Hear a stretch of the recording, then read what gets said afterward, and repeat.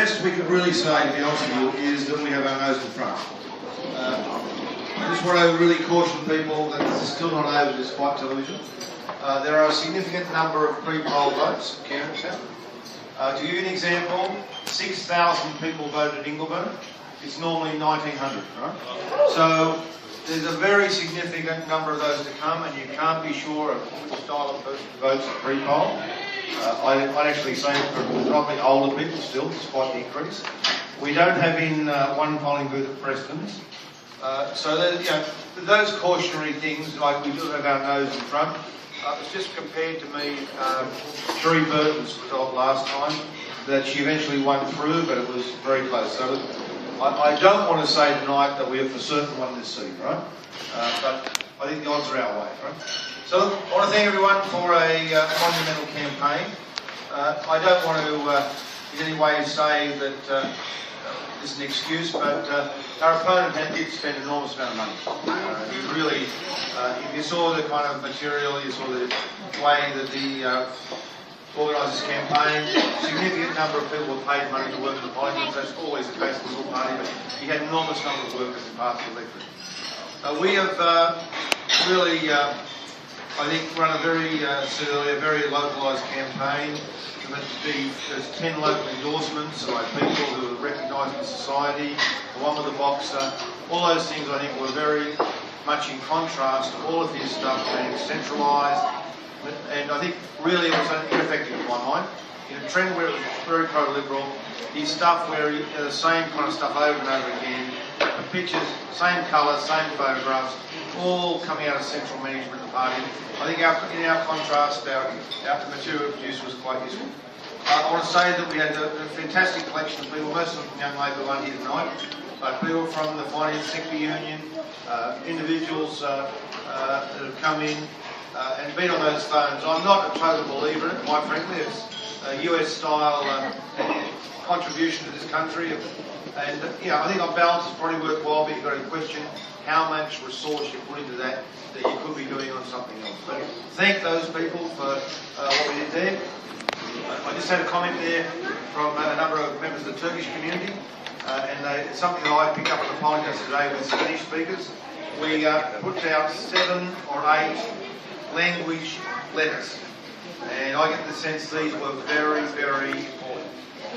We didn't just say the same old stuff, Labor loves Turks, Labor loves Bangladeshis. We put it out very much about my association with those communities. So very personalised, and I think, as I say, very, very effective in that sense. Dave Volts and Laurie in my office and all the other staff, they've really put in a selfless endeavour over a long period of time. We had a lot of blues yesterday. We lost control of ourselves, screaming at each other on occasion. The question of starting these polling booths and picking up of the poll material yesterday became a little bit intense. But they did a really great job throughout.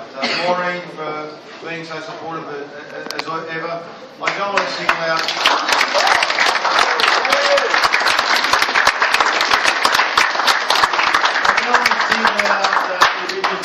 Just to say, typical of it is Karen being on the phone so often, Peter and Carol coming out here so many times. And I particularly thank the Bangladeshi community. I think one absolutely essential element of Labor holding the seats was Bangladeshi migration to the seat.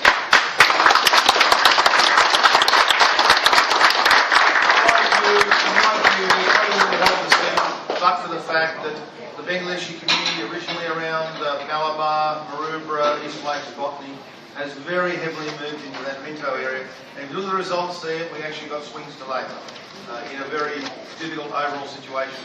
That's clearly because of that population change. We also, I think, I saw somebody on Crikey criticising us the other week, the usual people who don't name themselves, saying that the Labor Party was worried that in the seat of Werriwa, Laurie Ferguson wasn't running on program, that he wasn't running the campaign like the rest of the state. He was too interested in migrant communities, too interested in multicultural ethnic community. But if we have a look around, I think that's been crucial. Going out to the Fijian Hindu mosque, Hindu temple the other week, being at the Minto Mosque on Friday this week after prayers, being connecting with the Cambodian community over the last few months over human rights, I feel, quite frankly, that was central to our endeavours. We really don't have a huge party membership out here. It's not compared to those inner city areas, but the party membership has really came through so solidly. As I said earlier, if you weren't here, we made promises down the football club there for 150,000 towards the Hindu temple, 150,000 towards the temple. But you look at other electorates where they've thrown $20 million in the Labor Party in support of the candidates. For the amount of money that the Labor Party made in commitments to our electorate, a pretty good result all around. So thanks everyone. We really had a localised, grassroots, committed campaign out here. It looks like we've come through. I only say, I want to speak to this stage because people are going, but please hang around. Later tonight we might get a few more examples. Landra Gold, the member, of course, has just come in with the sewer. Ready, pissed it in, guys. Yeah.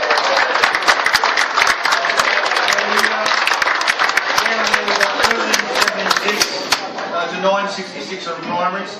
I think one thing today, just your interest in politics, when Andrew told me Eagle Vale, I think it looked very bad because out there, the Conservative in the smaller parties, One Nation, Kata, Christians, Palmer, Christians Party, they were polling 200 against the Greens 35. You normally say that's bad news. But what's happened is their votes have spewed all over the place, their preferences didn't hold. In actual fact, at Laurie's booth, even with all the Conservative votes, we got more preferences than the Libs.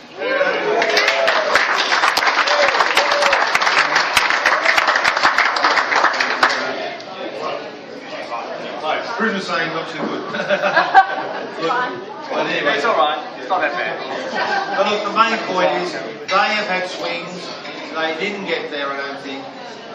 And in most situations we've heard, they look pretty glum when they left after the count, right? That's a good sign for us. So, and say once again, thanks everyone. We've had a real number of people coming in from outside the election. I want to mention Ed Stanley, who every weekend. The other councils in the Campbelltown, but Monday afternoon you have these problems. You have 10 letters typed by her Monday out to Barry and Peter and Sue about the trees and the dogs and the fences along the places. So Andrew, finally we have had a difficult 3 years. You cannot blame it. We can't just put it down to Murdoch. Murdoch's a big factor. But let's be honest about this. The Labor parties went through 3 years of moronic, absolutely stupid division, disloyalty, treachery from the eve of the 2010 elections. We were looking like we were going to win that election by a mile. Then we had people leak on the Prime Minister, leak on the Cabinet, and then we were condemned to 3 years of minority government, where the Australian people perceived us as not controlling our agenda.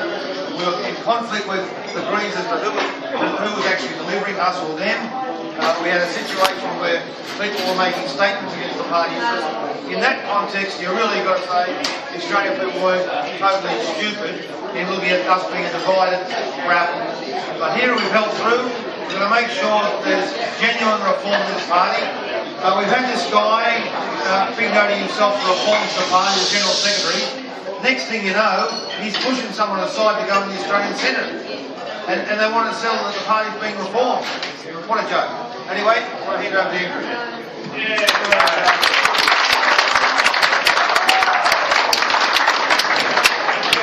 I just wanted to say one thing, that today was victory for common decency. It was a victory. It was victory for the common decency of the people with whom we share our lives, who still have faith that Labor can deliver social justice to all the people of South West Sydney. As victory for Laurie, because he represents those but also a victory for everyone here. Because without each and every person here, there's no way that we would have got the result we did tonight. So well done, guys. We don't want to be here till 2 o'clock in the morning thanking people, but I do want to thank Andrew and Paul Lynch. Me holding this office, this electorate, is also crucial to the party, because we already know down the Campbelltown end, when you haven't got state members there to provide infrastructure for the party, to send out notices, to be able to help people with problems, the party situation is very dire. So to have the support of Andrew and Paul, it was so crucial. And if we had lost if we lost this seat, this office in Ingleburn, and lost the federal seat, not controlling the councils, you can imagine the party's difficulties in rebuilding. So thanks again to them and to everyone else here. People like Samir who've come here, been with me for 30 years, come from Bass Hill. There's many of you like that have come out here and supported me. Thank you very much.